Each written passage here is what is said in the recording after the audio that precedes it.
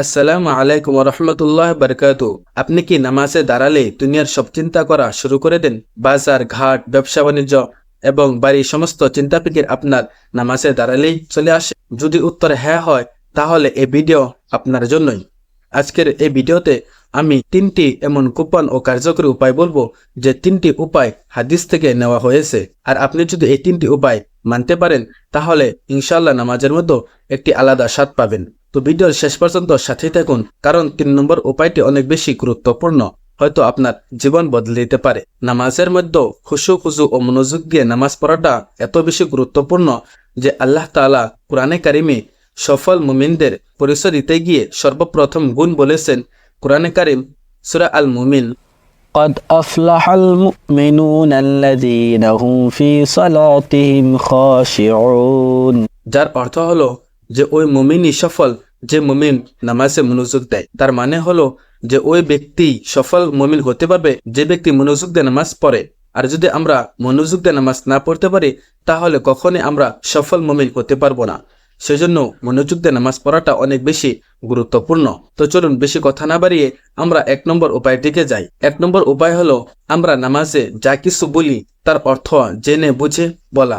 যার কারণ হলো যখন আমরা মুখ দিয়ে এমন কিছু বলি যেটা আমরা বুঝতে পারতেছি না, যার অর্থ আমরা জানি না, তখন আমাদের দিমাগে অন্য কোনো চিন্তা ফিকির চলে আসে।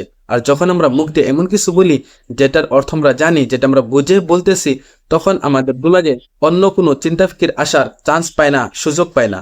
সেই জন্য প্রথম আমাদের করণীয় কাজ হলো আমরা নামাজের মধ্যে যা কিছু বলি তার অর্থ জেনে বুঝে পড়ার চেষ্টা করা। তো চলুন এবার আমরা 2 নম্বর উপায়ের দিকে যাই। 2 নম্বর উপায়টি হলো হাদিস শরীফ, হুজুর সাল্লাল্লাহু আলাইহি ওয়াসাল্লাম বলেন, أن تعبد الله كأنك تراه فإن لم تكن تراه فإنه يراك. যার অর্থ হলো যখন তোমরা নামাজে দাঁড়াও তখন এটা কল্পনা করো মনে মনে যে আল্লাহ তাআলা তোমার সামনে রয়েছে, মানে তুমি আল্লাহ তাআলার সামনে দাঁড়িয়ে নামাজ পড়তেছ।